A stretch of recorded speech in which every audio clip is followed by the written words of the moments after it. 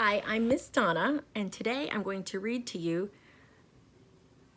the tale of Meshka the Kvetch, a Jewish folk tale about having a good attitude. Story by Chapman and pictures by Arnold Lobel. Meshka the Kvetch, the tale of Meshka the Kvetch.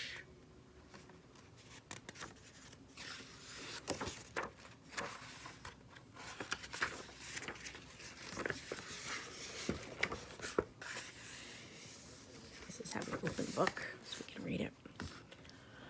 In the small village of Himmer lived Meshka, who was considered by all to be the village kvetch. Now, kvetch is a Yiddish word for complainer, and that's just what Meshka did, complain. From morning till night, nothing was right.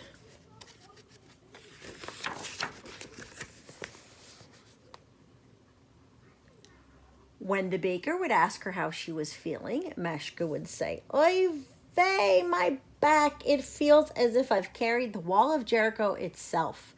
And my feet, let me tell you, they are swollen to the size of melons." The baker would shake his head from side to side. When the dressmaker would ask how her children were, Meshka would say, "Oy vey, my son, he does nothing but read and sit around the house like a bump on a kosher pickle. And my daughter, she only visits me once a month. It's as if I don't exist the other 29 days." Then the dressmaker would shake her head from side to side.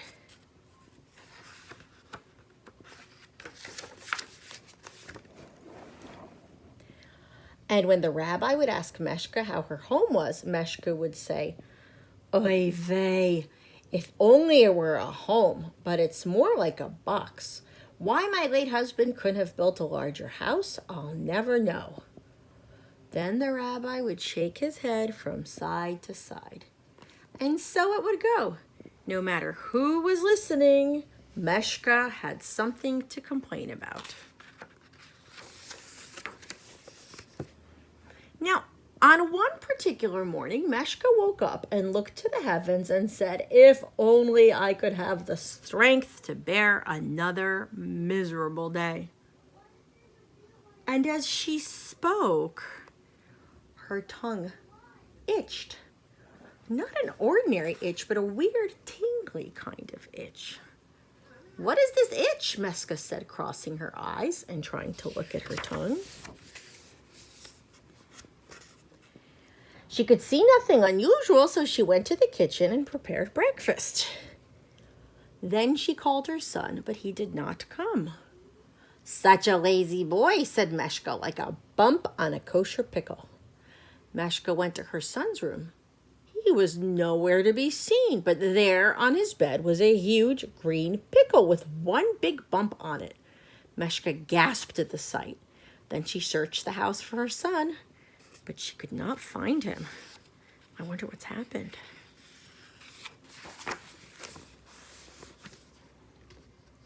Where could he be in this little box of a house? Meshka wondered aloud. And at last her house groaned and creaked and began to shrink. Soon it was so small that Meshka's head was poking out the front door and her legs were sticking out of the windows. Meshka was frantic, but she screamed and kicked until she had wiggled free.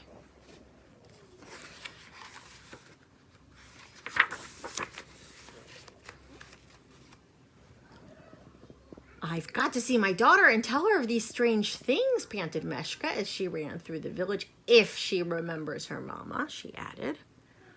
When she reached her daughter's home, she knocked on the door. "Yes, what is it, old woman?" the daughter said, opening the door. "What is old woman?" asked Meshka. "I am your mama." "You're not my mama," said her daughter, and she closed her door firmly.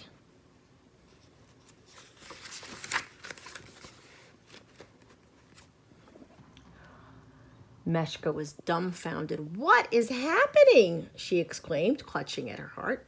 Isn't it enough that I'm not well, that my back aches as if I was carrying the wall of Jericho itself, that my feet are swollen like melons? At those words, Meshka's feet became 10-pound melons. What is happening?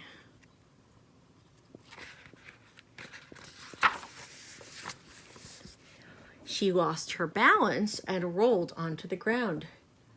As she fell, a huge wall appeared, pinning her down.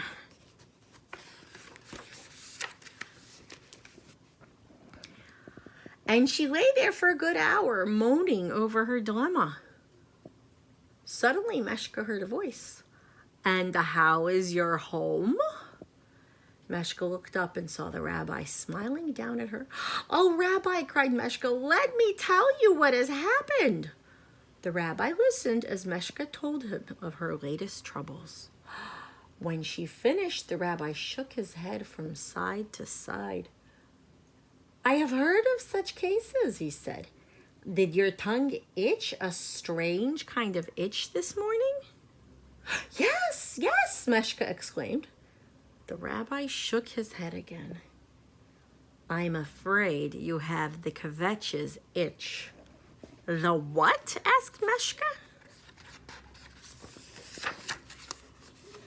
"The kvetch's itch," repeated the rabbi. "It happens rarely, and only to a kvetch, and it causes everything the kvetch complains about to come true." "Oy vey," cried Meshka, "I have caused these things to happen with my own words? How can this be cured?" "It cannot," said the rabbi. "You will have it for the rest of your life." At hearing this, Meshka let out a mournful wail. "However," said the rabbi, raising a finger, "if you praise the good in your life, these problems you mention will cease."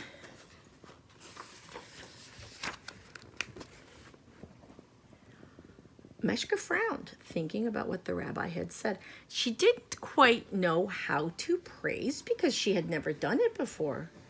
"Very well, Rabbi," said Meshka, "I will try." She cleared her throat and began.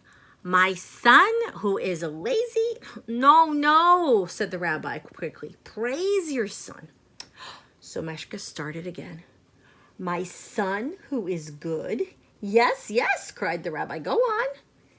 "He reads to seek knowledge," continued Meshka. "My house is snug and well built.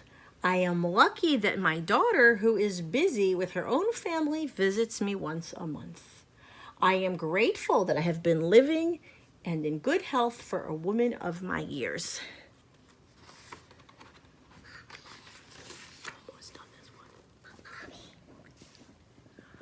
And at these words, the wall disappeared. Meshka's feet became feet again, and Meshka's daughter opened her door of her house. "Mama," she said, "I was just coming to visit you."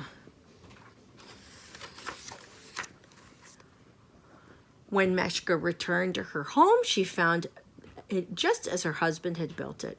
And when she went into her son's room, he was reading a book and smelling a little bit like pickle juice. And from that day, whenever Meshka would start to complain and say, "Oy vey," she quickly said instead, "Things are good and I am happy." And soon she was. It is always a good idea to see the bright side of things and figure out that complaining doesn't make us feel so good. And learning how to praise what is good and what is going well in our lives works out well. So sometimes it's good to think about what's good in your life. I'm Miss Donna, and I want to thank you for reading this book with me. Take very good care of yourself.